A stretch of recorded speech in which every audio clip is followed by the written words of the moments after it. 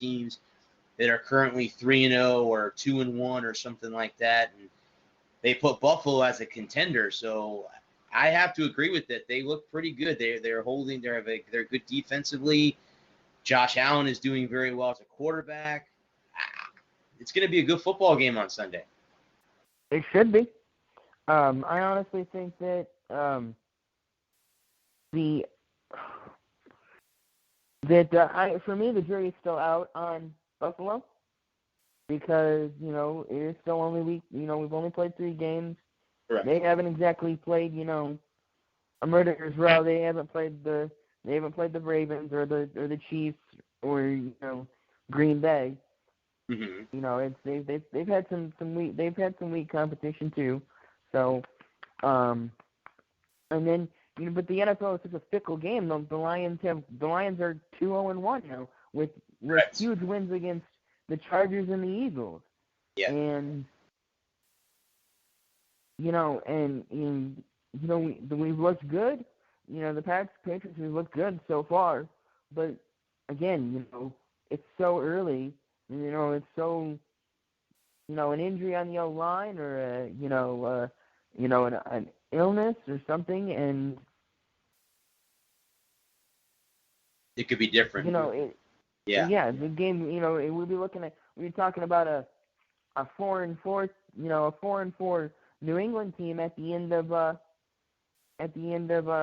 November, and be like, what happened? So yeah, I agree with you, but I think this is one of those games that we're going to sit here and, I know, like you were talking earlier, there are idiots out there, and they're in every fan base in sports, and they're out there saying, oh, well, this is going to be another blowout like we've done the last 2 weeks. Well, no, don't say that, because you don't know what can happen, what can go wrong. I mean, like you said, a one injury here, one injury there can change a whole season. It could change the season for both those teams. I mean, Buffalo could, end up getting an injury and then they're out for a while, and then the Patriots could be the same way. But the thing with New England is if we go 4-4 going into November, it's like, oh, it's over.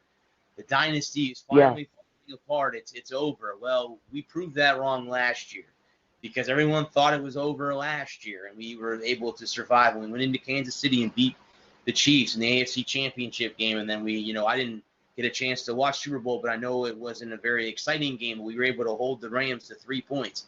So it's one of those things where, it just depends. I think, as with same thing in college football, we could sit here and talk about games, this week that are coming up. Oh, well, that team should win by a bazillion points, and someone pulls a shocker. I mean, I didn't see USC beat Utah last week, but that happened. I mean, I didn't even see it. Go ahead. Well, they had to go into the depth chart to do it too. They had to go to their third string quarterback. And the other, I'm happy that it happened, but UCF losing to Pittsburgh, I didn't see that happening either. I watched that game too. No, neither did I. And I have a good buddy, Mike, who's a big Pitt Panther. And I'm like, hey man, thank you for beating them. As a USF fan, thank you for beating them and kind of shutting them up for a little while. Shut them up for at least a week. Still not going to win the AAC, but at least it knocked them down for a week or two. So we'll have to wait and see. There are games, that's true everywhere. I mean, it doesn't matter what. It doesn't matter what league it is. It's the NBA, NHL, whatever it is. You're going to sit here and say, okay, this team sucks. They can't win a game. Well, you know what? They go in and pull an upset, because the team that they're playing against either plays down to their competition, or they get an injury in the game and it turns the tides their direction. I mean, I think one of the better things, especially in college football, is to see an upset. When you see an upset, when you don't expect the team to win and they pull an upset and they beat somebody that you don't expect them to beat, I think that's what makes college football so great, is you have those games out there that are like, oh my God, no way that happened. Well, yeah, it did. And, they happen every Saturday, and they happen on Sundays too. There are teams that win that we don't expect to win. And what makes an upset so great in college football is that it can ruin a season. Absolutely. And that's what I think that, and I don't know. There's just so much football left to play. It's so early. Yeah. Yeah, and I know we're at the close of November or September, I mean, but we still have 2.5 months of football left before it's all said and done. And and all the doom and gloom, and and all the prognosticators on TV, and all the fans that flock to the media to get their opinions validated.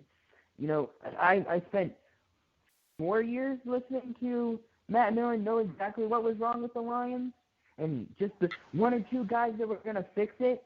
So they hired the bum. What did he do? He's buried us for the last 20 years. Yeah. Set the team back. Yep.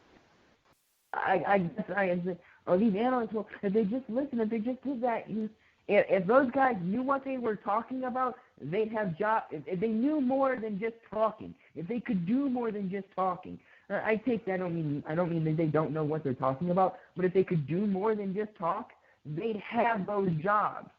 Right. I mean, Brady Quinn, or pick an analyst, any analyst, if they could do, they would do. Right. It's one thing for an analyst to say, these are the things that I saw, and we can all look at the games, we can all see what's going on. But that doesn't mean that getting in there and having the responsibility and having the job, that you're going to be any good at the job. Well, and then, too, when it comes to analysts and, when they make picks, I love to watch College Game Day on Saturdays. Sometimes you wonder where they come up with the picks at, but then on the further hand, everyone makes mistakes.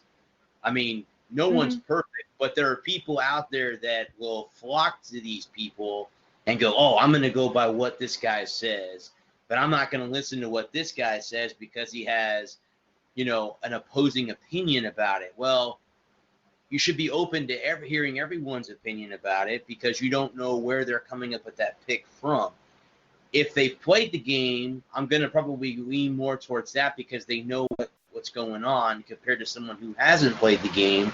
But still, no one's perfect. And they, like you said with Matt Millen, you can sit there and talk all you want, but unless you're doing it and unless it's bringing results, it's not going to work. And like you said too, it could set a franchise back many, many years over stupid stuff like that. They're just, we're just going to talk. Well, your talking didn't do crap, and it set our team back, for a while. And now we have to scramble to get these, and then you got to bring people in. You're going to lose head coaches. You're going to lose players because they don't want to play. I mean, look at the Miami Dolphins. I hate to call them out, but look at them. Look how many people want to, when they want to leave Miami. You got to give Brian Flores time to get, former New England Patriot defense coordinator, give him some time to build that team. But I think what he wants is he wants to know what guys want to play in Miami moving forward. What guys want to be there to help the Dolphins get out of this than the ones that don't want to be there and want to leave. Well, then get them out of there because, again, those are bad apples. Get them out. Keep the list that you want to keep. Now, are they tanking? Who knows? I don't know. I can't say. I'm not a Dolphins fan, so I can't tell you if that's what they're doing or not.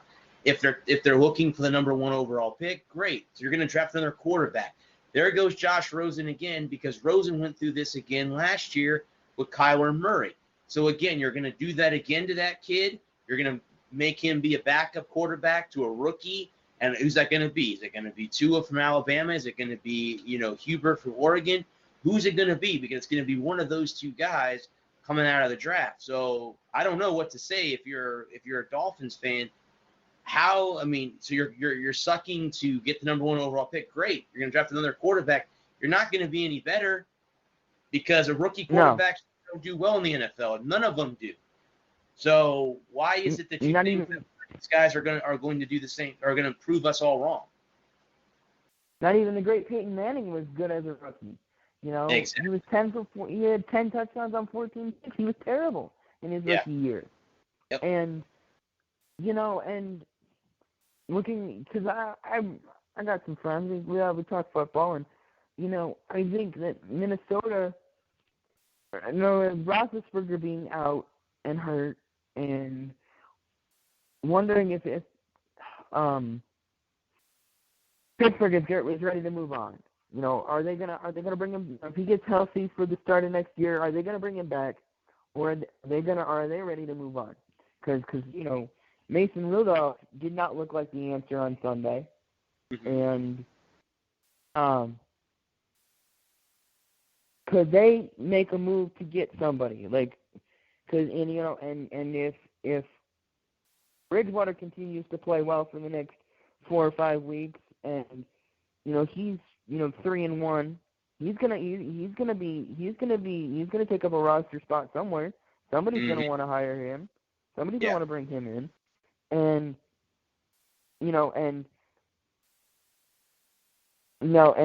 with Case Keenum stinking up the joint in Washington, how long before he gets the hook there and Haskins goes in? There's so much fluid. It's such a fluid league in any given year that we'll be looking. We'll have 10 roster turnover like crazy next year. Correct. And does Tua even want to go to Miami? If you're sitting there looking at it going, and I don't know if he's a junior or a senior this year. I don't remember off the top of my head. But if he's a junior and he's looking at Miami as the number 1 pick, and do you even come out? You stay another year, because that team's going to be terrible. They're going to be trash, because even if they get the number 1 pick, they got 2 first-round picks, and maybe they got number 1 and maybe number 5, if all they draft, if they draft a quarterback and a wide receiver in the top 5, they're not going to be. You're not addressing any of the offensive line issues. You're not addressing any of the defensive issues. And do you want to go to Miami and get killed? Well, wait a year. Well, I mean that's true too, because again, Miami's offensive line isn't that great either. So they're going to have to either bring in free agents or they're going to have to draft rookies to shore up that offensive line. So even if you're going to draft Hubert or Tua, you're still going to have to bring. Now, again, the good thing about the Dolphins is they got like 20-something draft picks, so they can move and get guys that they want, bring pieces in that they want, and maybe that's what they're doing. Maybe they're stockpiling picks. I don't know what they're doing. I don't see them losing every game. Somebody's gonna drop the ball and they're gonna win a game against them. I mean, the good news about Pittsburgh is at least they're at home this week playing the Bengals. They have a shot at winning their first game. But Mason Rudolph, he's going to have to be better this week. And again, Cincinnati could win that game, because I'm thinking, okay, Pittsburgh should win that game, but you never know. Cincinnati might win that game. Andy Dalton might have a good ball game, and the Bengals could win that football game. So who knows? I mean, that's one of those games you can look at on paper and say, yeah, I'm going to pencil in the Steelers. Well, we don't know. We don't know what's going to happen. Yeah. And if, because the Jets look pretty awful, and, if Miami wins the games against the Jets, and they're 2-14, and the Jets are 1-15. Well, there goes your tank. Well, and I had Lewis on just a few minutes ago, and he said that he thinks the Jets and Dolphins games are going to be ties. He said I know he was being a bit. Yeah, he goes. They're both facetious, bad. But they're both so bad. He goes, I think they're going to tie. I'm like, wow, that's interesting. That's interesting that you would come out and say a tie. I said, there was one in week 1. He goes, well, yeah. He goes, because week 1 is usually a tough week you're just coming back from preseason. All your starters don't get a chance to play during the preseason, or they choose not to. So, yeah. I mean, you expect a tie, but I could definitely see the Dolphins and Jets splitting those 2 games. I could see the Jets winning one of them and the Dolphins winning one. But again, we don't know. That's one of those things we'll